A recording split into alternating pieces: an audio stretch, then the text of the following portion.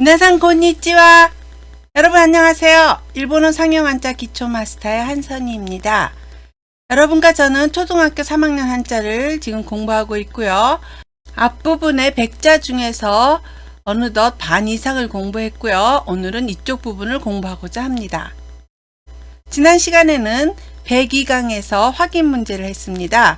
103페이지서부터 105페이지까지의 12개의 한자를 확인 문제를 JLPT 형식으로 해봤죠. 네, 오늘은 그 다음에 103강입니다. 103강으로 106페이지입니다. 쇠철, 다리교, 탈승, 손객, 철교, 승객에 대해서 공부하고자 합니다. 첫 번째 한자는 쇠철입니다. 총 13획이고요. N3의 레벨인데요. 쇠철은 한국식 한자가 있습니다. 한국식 한자는 보시다시피 굉장히 복잡하고요. 일본식 한자는 조금 간단하게 되어 있습니다. 쓰는 순서를 보겠습니다. 하나, 둘, 셋, 넷, 다섯, 여섯, 일곱, 여덟, 아홉, 열, 열하나, 열둘, 열세. 쇠철자는 철이나 무기, 단단하다 라는 뜻을 가진 글자입니다. 쇠철자는 쇠금자와 질자가 결합한 모습인데요. 한국식 한자 오른쪽이 질자로 되어 있는데요. 오른쪽의 질자는 별도의 의미를 가지고 있지 않습니다. 쇠철자는 단단하고 강한 강도를 가진 쇠를 뜻합니다. 청동기 시대를 거쳐 철기 시대로 진입하면서 인류는 전쟁과 관련된 수많은 무기를 철제로 바꿔나가기 시작했습니다. 철이 청동기보다 훨씬 강도가 강했기 때문입니다. 그래서 쇠철자는 단단하다나 견고하다 라는 뜻 외에도 철제로 만든 무기나 갑옷을 뜻하기도 합니다. 음독은 데츠라고 읽습니다. 철근을 데킹이라고 하고요. 철도를 데츠도라고 합니다. 지하철을 지카테츠라고 하죠. 옆에 동경의 지하철 노선도가 있습니다. 매우 복잡하게 거미줄 같이 얽혀 있습니다. 쇠철자는 음독만 있고 훈독은 없습니다. 쇠철의 단어와 예문입니다. 철근,鉄筋、 지하철, 地下鉄、 새로운 철도가 생겼습니다. 新しい鉄道ができました。 도쿄 지하철은 매우 복잡합니다. 東京の地下鉄はとても複雑です。 네, 수고하셨습니다. 두 번째 한자는 다리교입니다. 총 16획이고요. N3의 레벨입니다. 쓰는 순서를 보겠습니다. 하나, 둘, 셋, 넷, 다섯, 여섯, 일곱, 여덟, 아홉, 열, 열하나, 열둘, 열세, 열넷, 열다섯, 열여섯. 왼쪽부터 그리고 위에서부터 차례차례 쓰시면 됩니다. 다리교자는 다리나 교량이라는 뜻을 가진 글자입니다. 다리교자는 나무 목자와 노풀 교자가 결합한 모습인데요. 노풀 교자는 높은 건물 꼭대기에 걸려있는 갈고리를 그린 것으로 높다라는 뜻이 있습니다. 이 부분이죠. 다리교자는 이렇게 높다라는 뜻을 가진 노풀 교자에 나무 목자를 더한 것으로 높게 지어진 다리나 교량을 뜻합니다. 즉 나무 목자는 다리의 재질을 뜻하고 있는 것입니다. 음독은 교라고 읽습니다. 우리나라 말은 교, 일본어는 조금 길게 교라고 읽으시면 되죠. 교각을 교깍라고 하고요. 철교를 대교라고 합니다.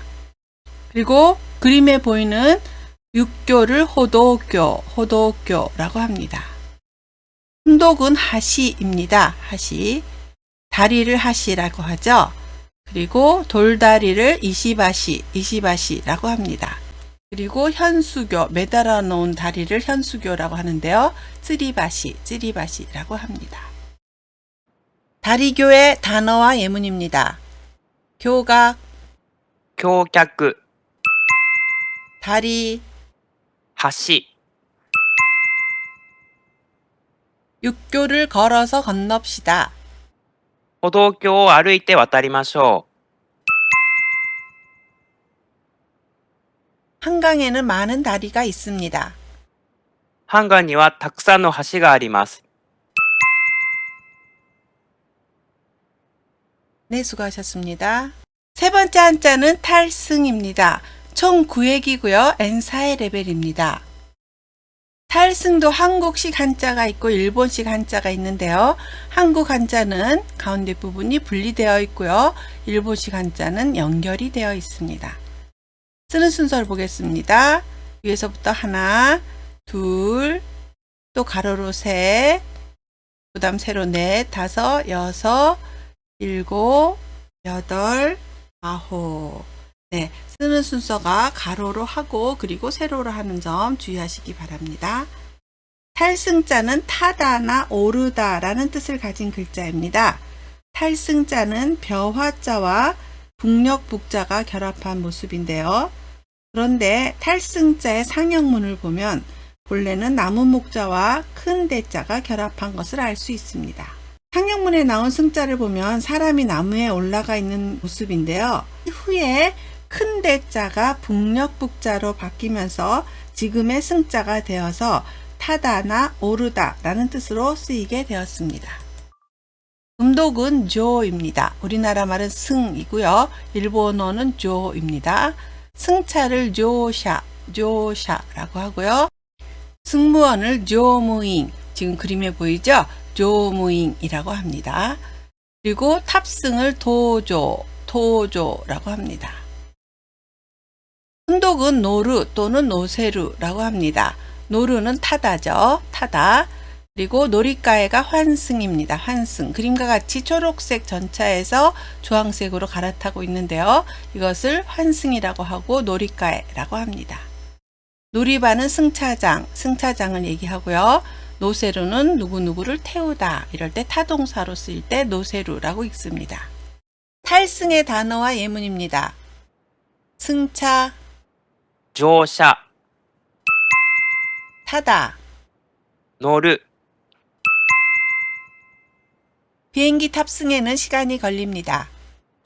飛行機の搭乗には時間がかかります。 고속버스를 타고 교토까지 갔습니다.